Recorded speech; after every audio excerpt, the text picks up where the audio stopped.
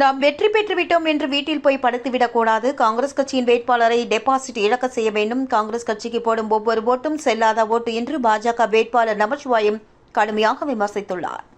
பாராளுமன்றம் சென்று தயிர் சாதம் சாப்பிடும் காங்கிரஸ் வேட்பாளருக்கு எதற்காக ஓட்டளிக்க வேண்டும் என்றும் கேள்வி எழுப்பியுள்ளார். புதுச்சேரி பிஜேபியின் அனைத்து பிரிவு நிர்வாகிகளின் ஆலோசனைக் கூட்டம் கடலூர் சாலை மரப்பாலம் சந்திப்பில் உள்ள தனியார் திருமண மண்டபத்தில் நடைபெற்றது.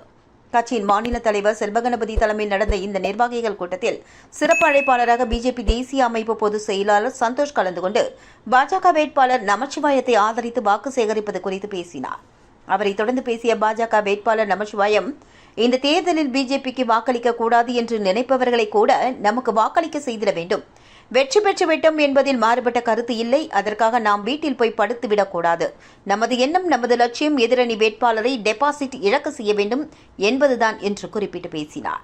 கடந்த 10 ஆண்டு காலங்களில் நரேந்திர மோடி செய்த சாதனைகளை மக்களிடத்தில் கொண்டு சென்று வாக்குகளை சேகரிக்க வேண்டும். தேர்தல் நேரத்தில் கொடுக்கப்பட்ட அனைத்து வாக்குறுதிகளும் ஒவ்வொன்றாக நிறைவேற்றி வருவதாக தெரிவித்த அவர், வாக்கு கேட்க செல்லும் இடங்களில் இளைஞர்களும் தாய்மார்களும் உற்சாகத்தோடு தன்னை வரவேற்பதாகவும் பார்க்கும்போது மகிழ்ச்சியாக உள்ளது என்றும் 400க்கும் மேற்பட்ட இடங்களில் வெற்றி பெற்று மீண்டும் நரேந்திர மோடி பிரதமராக வர உள்ளார் என்றும் தெரிவித்தார். எந்தவித பயனும் இல்லாமல், பிரயோஜனம் இல்லாமல் பாராளுமன்றம் சென்று தயிர் சாதம் சாப்பிடும் ஒருவரை எதற்காக வெற்றி பெற வைக்க வேண்டும் என்பதை மக்களிடத்தில் கொண்டு செல்ல வேண்டும் என்று அப்பொழுது அவர் கேட்டுக் கொண்டார்.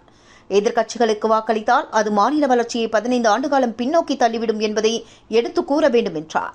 அப்படி தப்பி தவறி யாராவது எதிர்க்கட்சிகளுக்கு ஓட்டளித்தால் அது ஒவ்வொன்றும் செல்லாத ஓட்டு என்று தெரிவித்த நமச்சிவாயம், உலகளாவிய தலைவராக பிரதமர் நரேந்திர மோடி வலம் வந்து கொண்டிருக்கிறார் என்றும் உலக தலைவர்கள் ஆலோசனை கேட்கும் தலைவராகவும் மோடி உள்ளார் என்றும் குறிப்பிட்டார்.